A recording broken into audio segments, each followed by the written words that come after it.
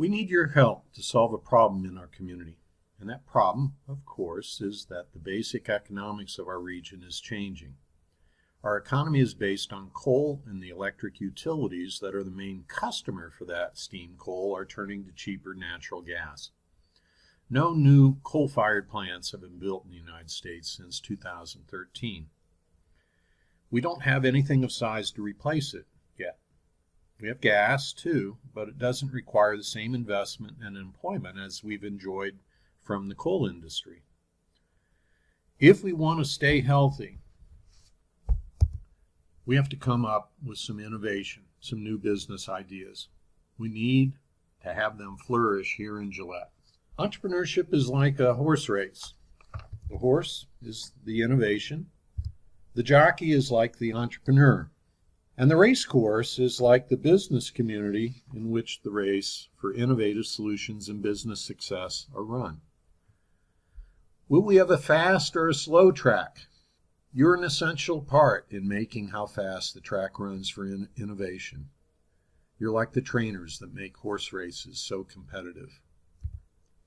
There are lots of communities that have faced the same problem of change in their economies, successes and failures.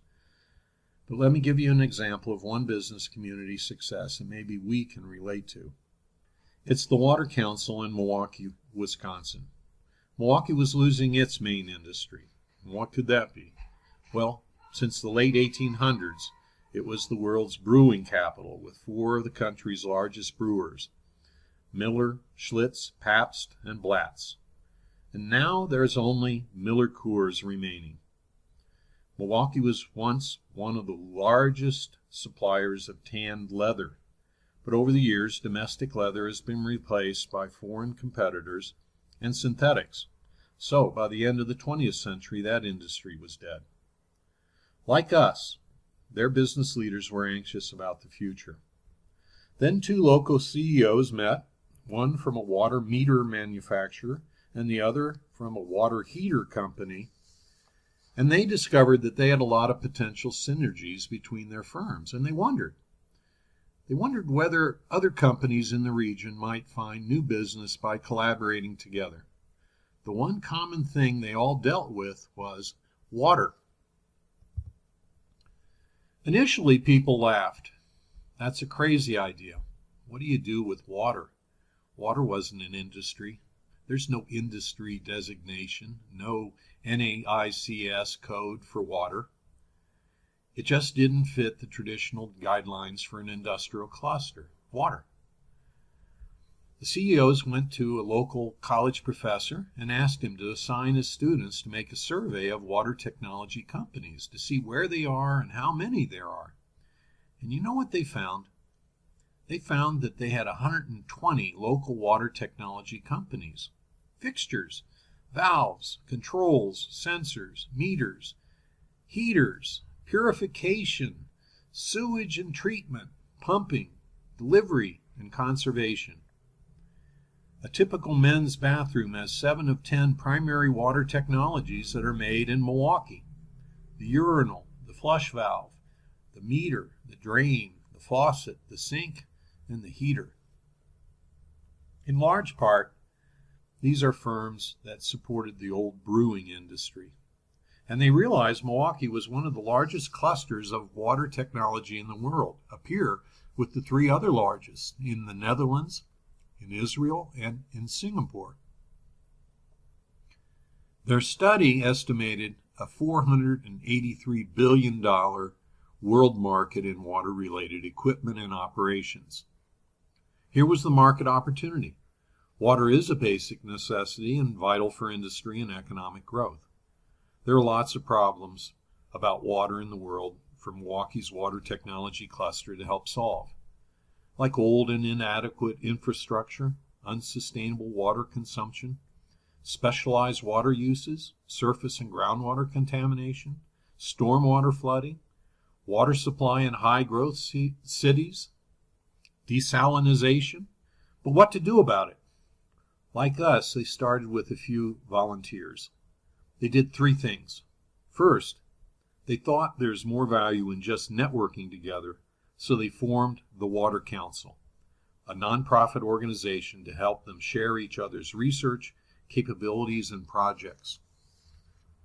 Second, they wanted their local academic institutions to support an innovative culture. They got the University of Wisconsin to create a school and research center focused on water technologies that could be commercialized and could train talent for their industry.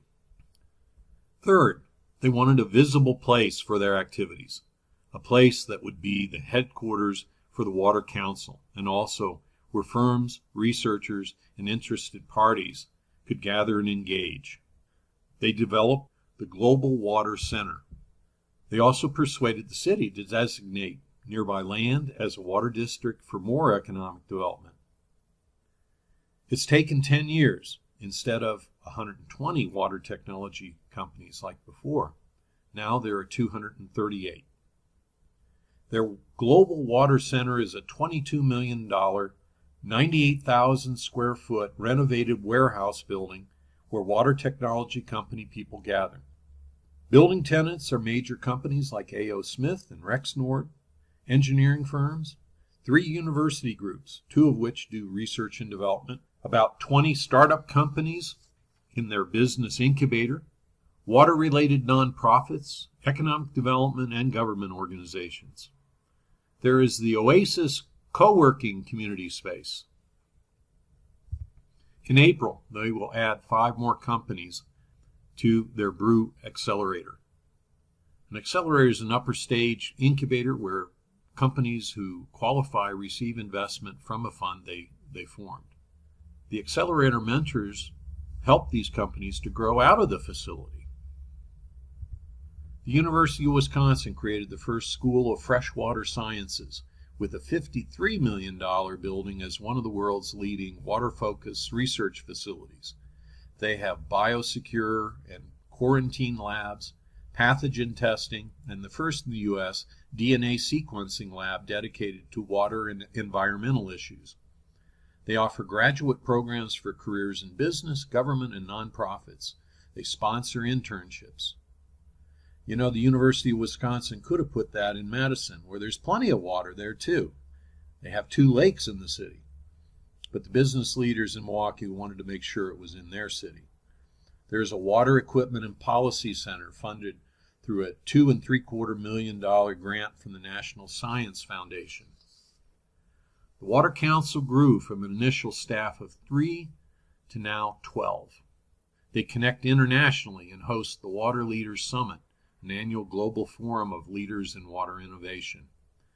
When I talked with the director of the Water Council, he said that the most important 2 things for their success were, first, it was business-led by a few very active business executives who got other businesses to invest in it. If we'd waited for government to lead, we'd still be talking about it, he said. And then government money followed after the businesses organized and invested. Second, they searched for their solution from what they already had to find the most unique industry that could be competitive internationally. They actually tried to promote 4 industry groups, and this one was the most successful. One failed completely to find traction. Well, how about us in Gillette? At our scale, in some ways, we're starting with more than they had. Our local energy industry is part of arguably the largest industry in the world. And no matter what a particular commodity market of an energy source does, it's clear that the demand for energy will continue to climb internationally. Expertise resides here. I'm told if you throw a rock at any group of people in Gillette, that you have a better than 50-50 chance of hitting an engineer. We have diverse energy companies here already. When it comes to a place to innovate, even Milwaukee would envy our Area 59, a 15,000 square foot makerspace where you can make virtually anything from rockets to drones. There are 7 3D printers, there's CNC laser cutters, you name it. At the new Fuel Business Incubator on Sinclair Street, we already have a place to gather and engage. Someone can create a new device at Area 59 and build a company using co-working or regular office space at Fuel. We have Gillette College.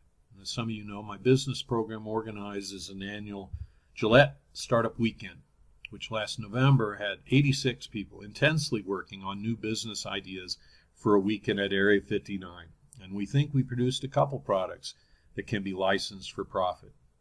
What can we do to extend this base with the University of Wyoming or even the nearby South Dakota School of Mines? We already have energy research groups working in Gillette. The Integrated Testing Center at Dry Forks is part of an X-Prize endeavor researching commercialization of CO2. The Advanced Carbon Products Innovation Center, ICEPIC, received additional funding. We might have the fragments that could develop into a hub for innovation in energy resources and services, and then that can become an energy cluster, just as Milwaukee did with water. Then again, if we do nothing, or not enough, there's another alternative. Right now, the Fuel Incubator needs mentors to help our young companies grow. A mentor is a trainer, like a coach. Your mentoring will help new companies grow, and there's something for you too. Who doesn't love to be among energetic, creative people? Some of them may someday be your clients too. Of course, we all got to take care of number one with our time and resources. But if you look around at a great growing business community, Silicon Valley, or what they've done with Water Council in Milwaukee, it's truly so much about sharing our brain power and our resources to make a community successful. We need new businesses. Others, not unlike us, have succeeded in converting their economy. We have many of the pieces to do so. And we need you, experienced people, to guide the growth of our new businesses. We invite you now to become a trainer for our new horses, our new companies. We don't know which is going to win. It's a real adventure, the kind that the ending is unknown, the kind you'll always remember, however it turns out. And with your help, our track could be a fast track.